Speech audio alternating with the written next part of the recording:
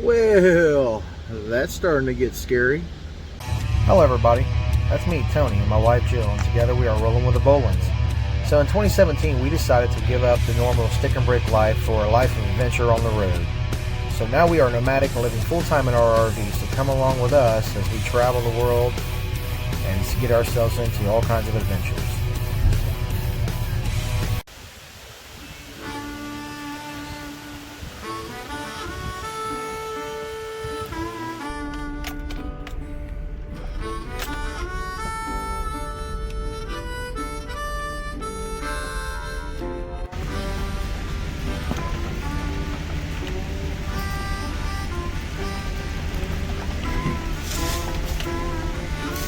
What do you do when you're out RVing, boondocking someplace where there's a bunch of trees and the wind and weather starts getting crazy? You pray. Hey guys, Tony here from Rolling with the Bullins. Well, thank you for joining me today. So today I want to talk about RVing and adverse weather conditions.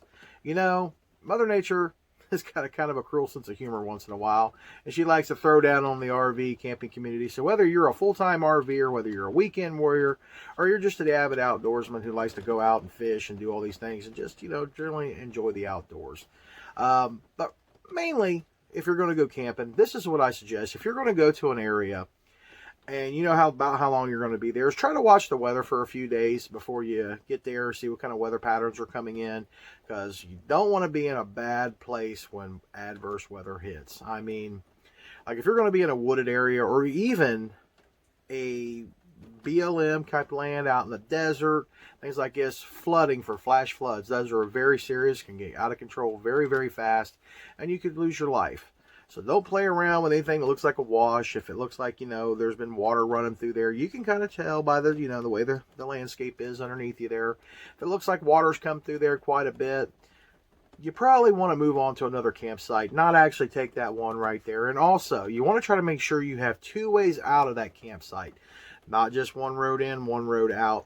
Because if you get flooded in here somewhere, and watch the road when you're going into these places to go boondocking, is make sure there's not a wash in between the main road and where you're going to set up camp, because you could get flooded in there, or the flood could actually take over the whole campsite. So you definitely want to make sure you watch where you're going to set up camp. Make sure you're not going to be in any low-lying areas where water could actually cause a whole new lake while you're sitting there. That's never a good thing.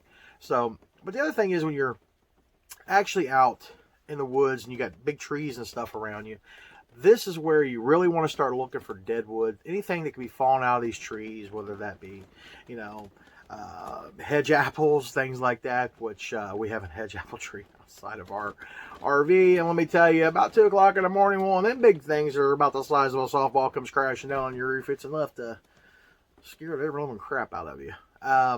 Luckily, it didn't come through the roof. But back to the trees. The trees, that's something, even a branch. It doesn't have to be a whole tree that would fall on your RV to cause a bad day.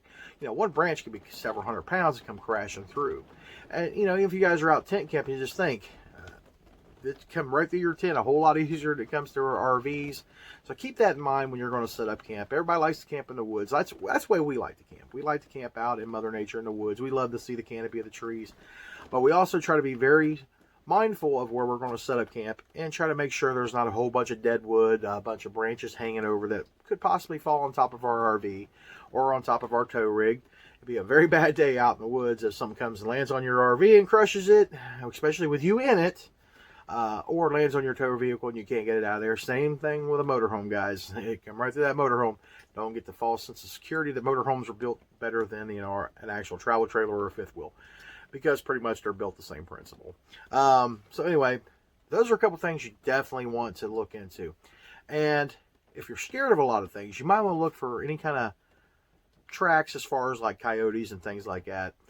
But, if you don't know what that is, here's a good thing to practice as far as keeping your food put up. Don't leave anything open to invite things into your campsite.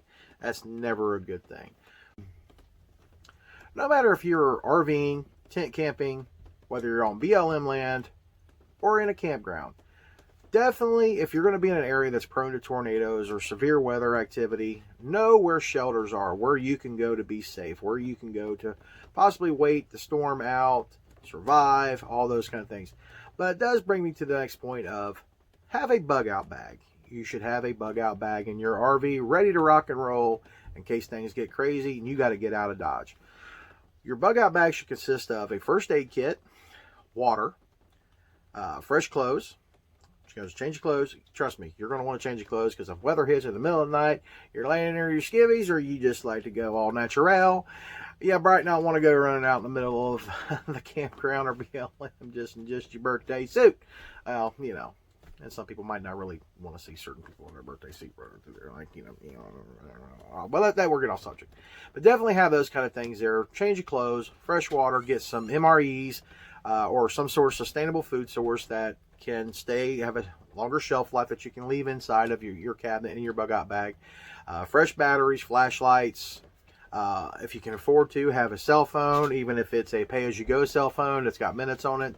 Just make sure the battery's charged. Go through there every few weeks and make sure your battery's charged on that phone. Make sure you got good batteries for your flashlights. Don't just put them in the cabinet and let them sit there for 6 months, 2 years, and things like that. I didn't think everything is going to be good. Because even with certain things you put in there, like granola bars, that kind of give you that extra hump to get you through to survive.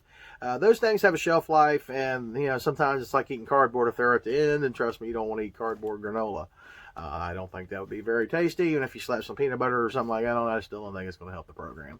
But yeah, just go through your bug out bags and make sure that you have a little something extra in there. And also keep some cash in your bug out bag, because if you do have a severe storm bad enough that it actually takes out the power, you want to have a way to actually replenish something you may need. You know, you might need food, you might need water.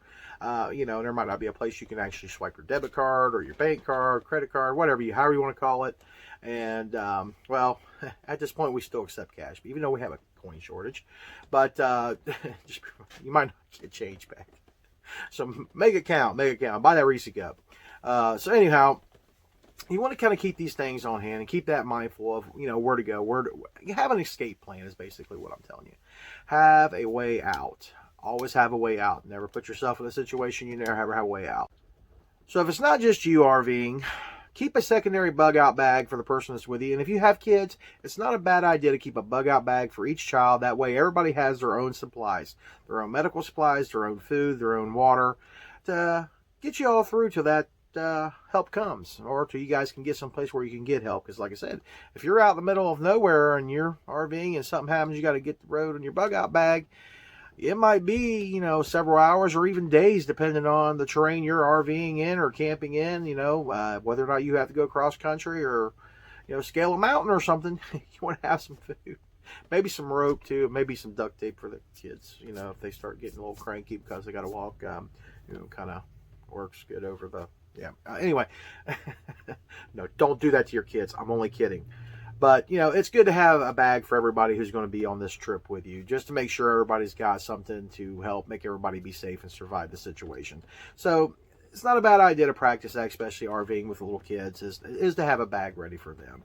Things that, you know, they like, you know, just to kind of calm them down, because, you know, kids, they get scared pretty easy, and some adults do too. So if you're an adult person who RVs with you, they get scared and need a security blanket, maybe put a blanket down inside there for them or something. I don't know. Get them some candy or something.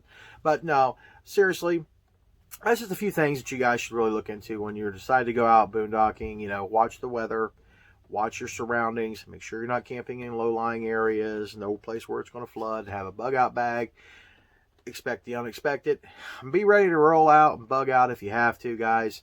And I hope some of these things here that I've talked about can help you a little bit, or give you a little bit of direction. If you're scared to go out on a BLM land or go boondocking out by yourself, give you a few things to kind of make you feel better about the situation. If you guys like the video, please give me a like. If you haven't subscribed to the channel, consider subscribing. And guys, like I said, once again, be safe out there. Hope this helped, and we'll see you guys down the road.